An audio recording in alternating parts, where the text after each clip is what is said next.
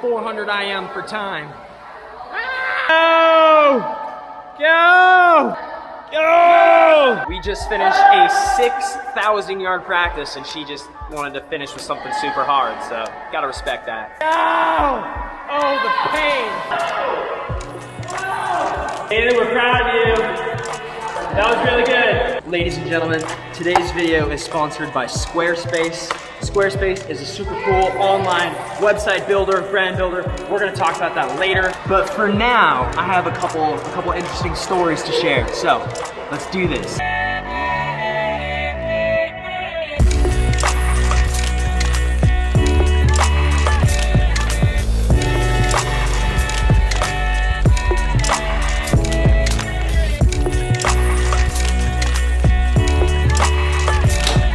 What is up, everybody? Welcome back. I hope you're all doing well. This morning we had a pretty great swim practice. We're still swimming in that single lane pool just a couple times a week just to do as much as we can. And you know, we're on the verge of heading back to a semi-normal pre-shelter-in-place world. What I mean by that is we're slowly starting to transition back to normal, right? Pools are gonna slowly start to open up. And lately I've been doing a lot of Zoom calls with club teams around the world, different parts of the United States. And it's interesting, there seems to be a trend. I seem to keep getting asked the same kinds of questions. And the two most popular questions from swimmers all over the world are, number one, am I okay? Is my career going to be okay? What is the future of my... People are scared, right? They're scared for the future of their swimming career.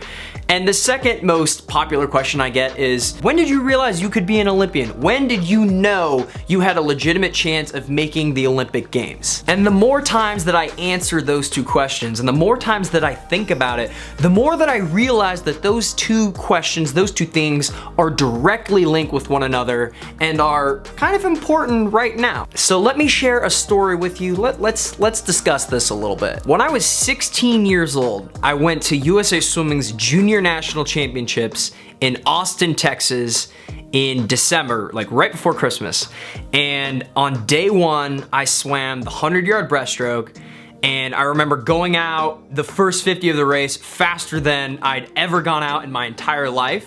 And I was a little bit ahead of the field, and at that point in my mind I was like, oh my gosh, just hang on, finish this race.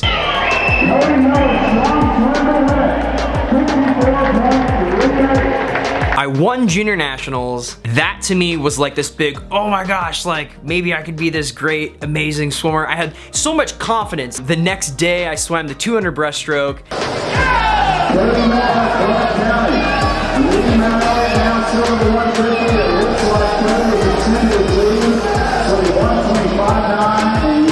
About 150 yards into the race, I was like a body length ahead of the field.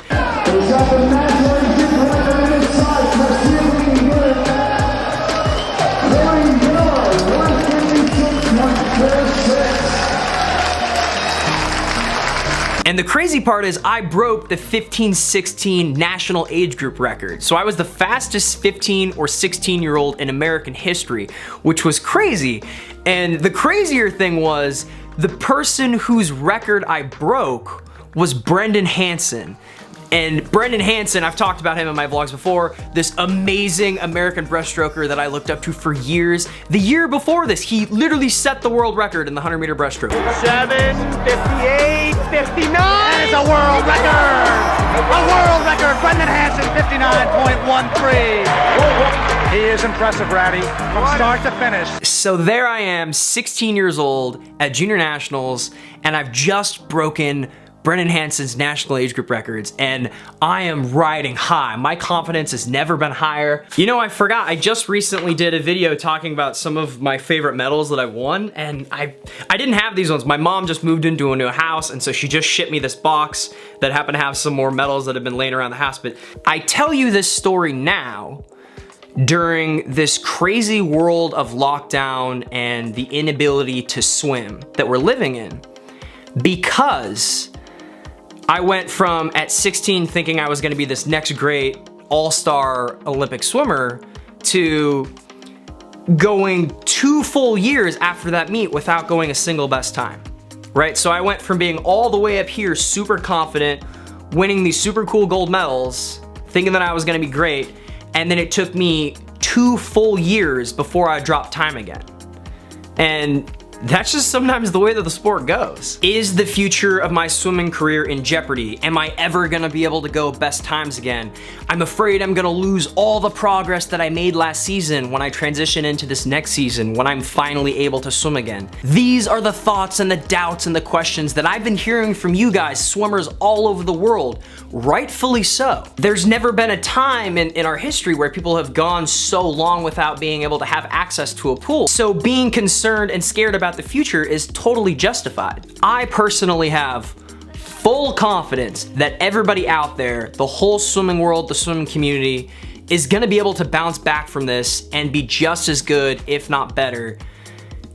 And I think I have this optimistic look at it because I've been through things like this kind of before. And I don't mean like, obviously not a lockdown, not a pandemic, but I know what it's like to go an extremely long period of time without being able to train. I know what it's like to go 4 years without going a single best time. I very recently went over 4 years without going a best time. In 2015, I competed in a series of World Cups.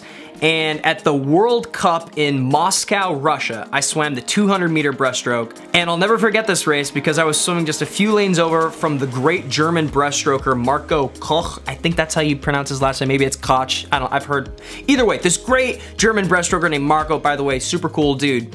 And he had won world championships in the 200-meter breaststroke that year. And that is Germany's very first title in the men's 200 breaststroke, as Koch ran them all down at the end.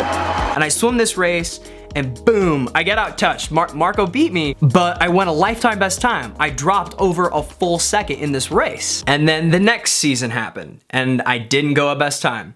And then the season after that happened, and I didn't go a best time. And then all of a sudden, 2018, 3 years later, I didn't go a best time. In fact, I added a lot of time and I got injured. And then I was out of the water for an extended period of time where I wasn't able to train. And then another year goes by.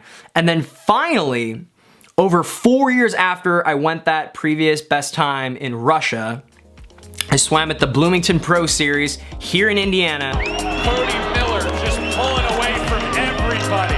The new personal best time for Cody Miller. It took me over 4 years dealing with depressions, dealing with the uncertainty of the future of my swimming career, and all sorts of stuff to drop just less than 0.2 of a second. I tell you this story because right now, for the overwhelming majority of us, things are looking very dim and gloom.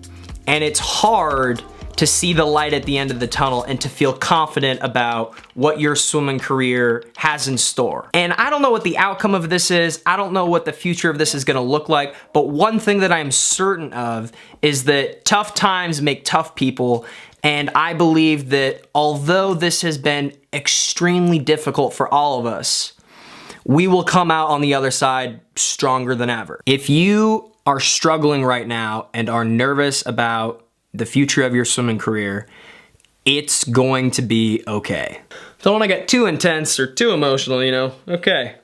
And on that note, I would like to thank today's sponsor, Squarespace. Thank you for sponsoring this video. So Squarespace is this awesome online website builder that I've seen a lot of people using to start blogs nowadays. The amount of resources that Squarespace has at its disposal for its users to develop their website, their blog with all these different tools and things that can be integrated is astounding. They do email campaigns and social media integrations to help grow your brand or your business or whatever it is that you want to throw out to the world so people can enjoy. When it comes to building a website or starting a blog, I had no idea where to start, but thankfully Squarespace is incredibly user-friendly. I logged onto the website and looked at the platform and I was like, oh, it's that easy. If you guys are interested, head to squarespace.com to start your free trial, or when you're ready to purchase, head to squarespace.com/CodyMiller to get 10% off your first website or domain. And I got a quick question. So as you guys saw me probably a little earlier in the video by the pool,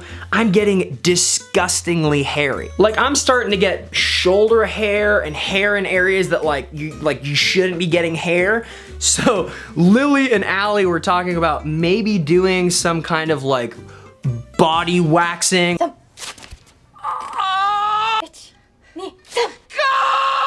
I think we're gonna make a video like that. I know that sounds kind of gross and disgusting, but let me know in the comment section below if that's something you would watch. And on that note, make sure you guys are following me on social media at SwimMiller on Twitter and at CodyMiller on Instagram. Vlogs every Wednesdays. Please subscribe to my YouTube channel and share my videos with your swimmer friends. That really helps me. Cody Miller merch is available on the website. New merch available and new merch is coming, which is very exciting. Point to the camera and say, see you in the next video. Yeah, you know.